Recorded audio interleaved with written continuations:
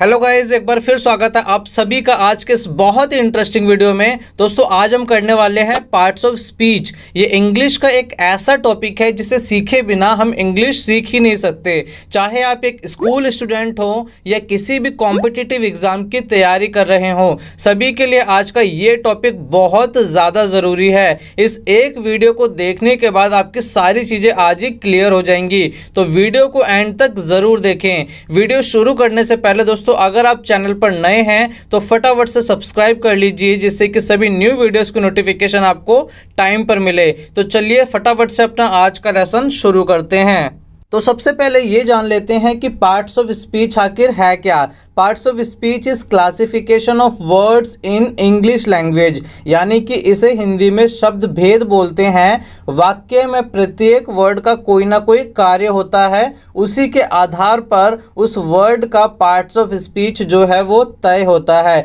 बिल्कुल सिंपल शब्दों में दोस्तों मैं आपको बताऊं तो पार्ट्स ऑफ स्पीच का काम क्या होता है कि हमारी पूरी इंग्लिश में जितने भी वर्ड्स हैं ना, जितने भी वर्ड्स हैं, हर एक वर्ड जो है पार्ट्स ऑफ स्पीच का हिस्सा होता है।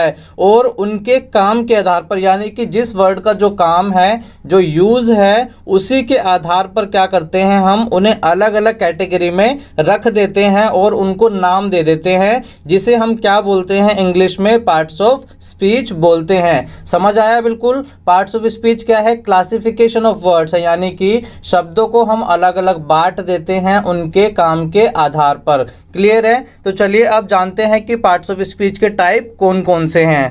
दोस्तों पार्ट्स ऑफ स्पीच के टोटल 8 टाइप्स होते हैं, यानी कि इसे 8 भागों में बांटा जाता है। कौन कौन से? पहला है हमारा noun, second pronoun, third is adjective, fourth है हमारा verb, fifth is adverb, sixth है हमारा प्रपोजिशन, सेवन्थ है हमारा कंजंक्शन और एट्थ है हमारा इंटरजेक्शन। तो इन 8 भागों में इनको बांटा जाता है। किसको? पार्ट्स ऑफ स्पीच को। तो चलिए अब हम एक एक करके इनके बारे में जानते हैं। इनकी डेफिनेशन हम देखेंगे, इनके एग्जाम्पल्स को अच्छे से समझेंगे और उसी के साथ सेंटेंस में भी मैं आपको यूज़ करके दिखाऊंगा। तो चलिए शुरू करते हैं आगे। सबसे पहले हम सीखेंगे नाउन क्या होता है। नाउन को दोस्तों हम हिंदी में बोलते हैं संज्ञा।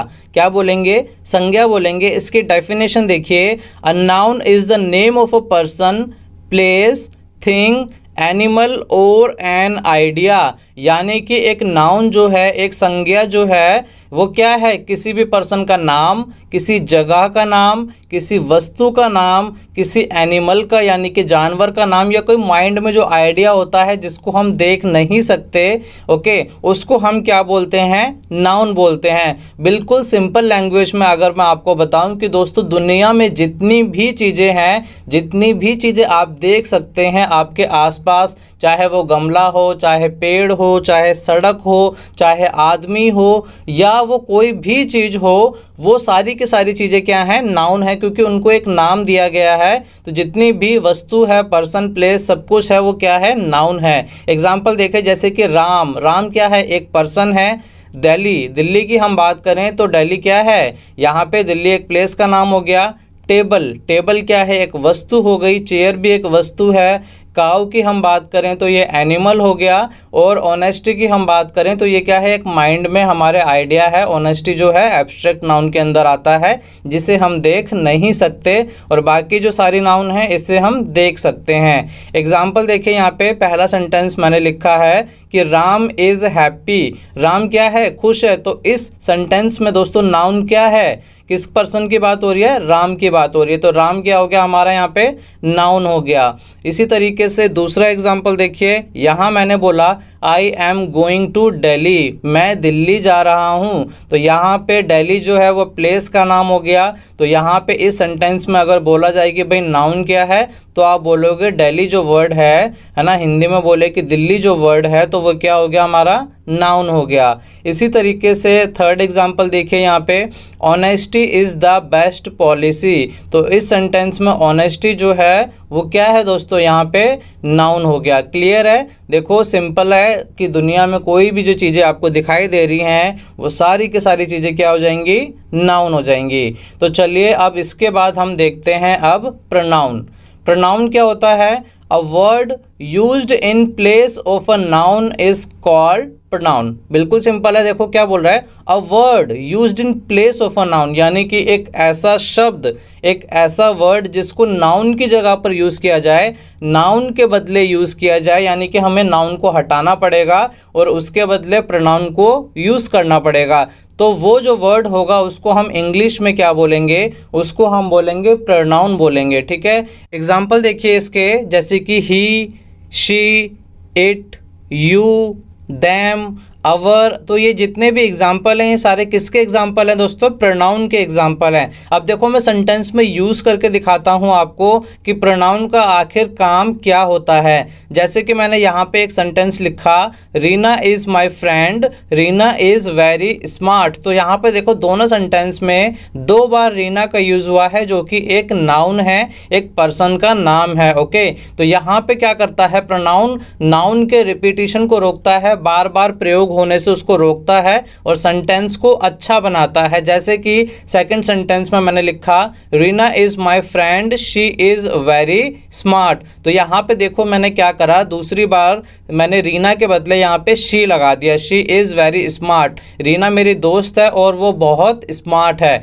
तो ये हमारा काम होता है प्रोनाउन का, नाउन के बदले प्रोनाउन को यूज करना, जिससे कि सेंटेंस जो है हमारा और अच्छा दिख सके। समझ आ गया प्रोनाउन? तो चलिए चलते हैं अपने नेक्स्ट पार्ट की तरफ, जो है हमारा एडजेक्टिव। एडजेक्टिव को हम हिंदी में बोलते हैं विशेषण, यानी कि विशेषता बताता है किसी की। ये इसकी डेफिनेशन एकदम सिंपल है, इट डिस्क्राइब्स अ नाउन और प्रोनाउन, यानी कि ये किसी नाउन या प्रोनाउन के बारे में अतिरिक्त जानकारी देता है, उसकी विशेषता बताता है। एग्जाम्पल देखिए, जैसे कि लेजी हो गया, लेजी मतलब क्या होता है, आलसी। बिग मतलब होता है बड़ा, हैप्पी मतलब होता है खुश, स्मॉल मतलब होता है छोटा, ब्रेव मतलब होता है बहादुर। तो किसी भी नाउन के बारे में हम बोलें, प्रोनाउन के बारे में हम बोलें, तो उसके बारे में ये बताएगा। जैसे कि पहला एग्जांपल देखिए, राहुल इज ब्रेव। राहुल क्या है, एक नाउन है, और राहुल कैसा है, ब्रेव है, बहादुर है, उसकी विशेषता बताई जा रही है यहाँ पे। सेकंड एग्जांपल देखिए, शी इज लेजी।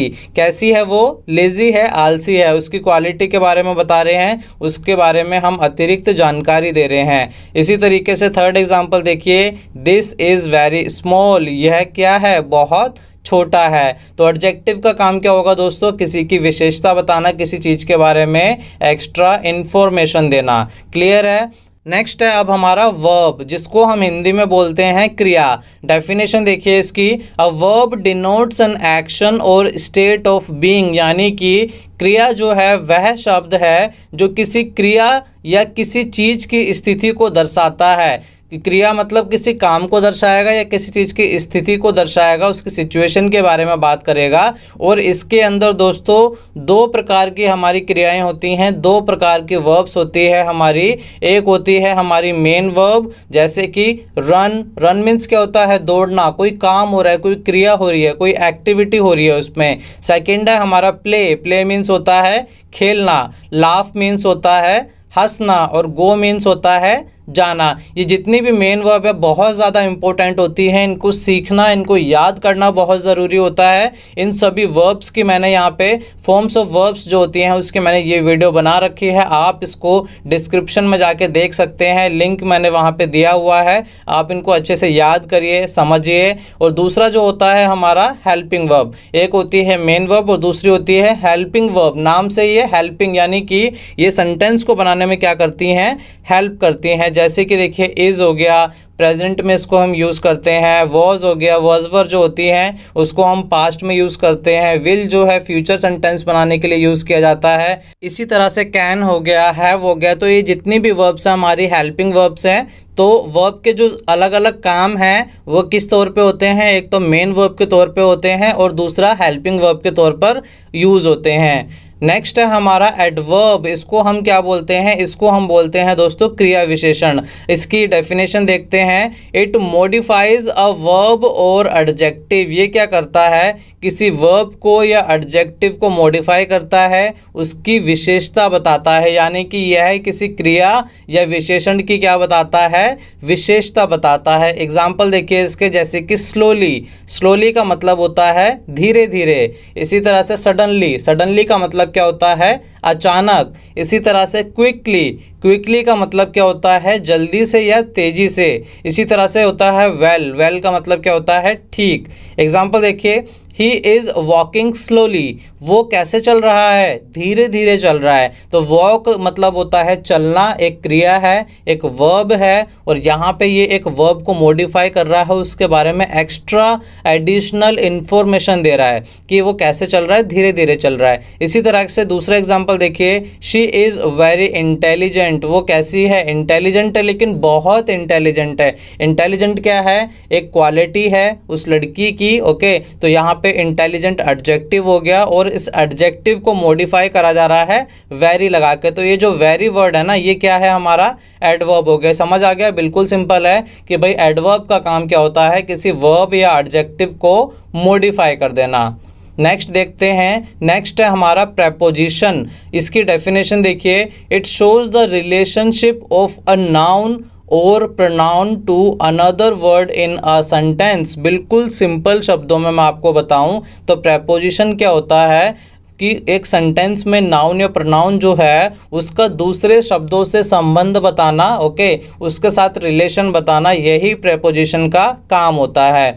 एग्जाम्पल देखिए, जैसे कि on, in, with, behind, under, above. तो इस तरह की कुछ ये प्रेपोजिशंस है। इसकी पूरी वीडियो मैंने ये बनाई हुई है, इसको डिस्क्रिप्शन में लिंक मैंने दे दिया है, इसको आप जाके वहाँ से देख सकते हैं। सारी चीज़ें आपको क्लियर हो जाएंगी कि प्रेपोजिशन आखिर क्या होता है। तो इसके यहाँ पे एग्जांपल्स देख लेते हैं। The book is on the table. यहाँ पे देखिए, इस सेंटेंस में मैंने बोला द बुक, बुक क्या है, एक नाउन है, और वो कहाँ पे है, टेबल पे है। तो यहाँ पे बुक और टेबल जो है वो क्या है, दोनों नाउन है, और इन दोनों के बीच में संबंध किससे बताया जा रहा है, ऑन से। यानी कि बुक जो रखी है वो किसके ऊपर रखी है, टेबल के ऊपर रखी है। दूसरा एग्जाम्पल देखिए, I am in my room, मैं अपने कमरे में हूँ। तो आई क्या है, यहाँ पे एक प्रोनाउन है, और रूम जो हो गया वो क्या हो गया, एक नाउन हो गया। तो इन दोनों के बीच में रिलेशन किससे बनेगा, इन वर्ड से बनेगा। यानी कि इन लगाया, इन का मतलब होता है मैं, तो मैं कहाँ पे हूँ, अपने कमरे में हूँ। ओके, क्लियर है। तो प्रेपोजिशन क्या कर रहा है, दो वर्ड्स के बीच में रिलेशन बताता है, ओके, उनके बीच में संबंध बताता है। चलिए अब बढ़ते हैं अपने अगले पार्ट की तरफ। अगला है हमारा कंजंक्शन। कंजंक्शन का मतलब क्या होता है, देखते हैं इसकी डेफिनेशन।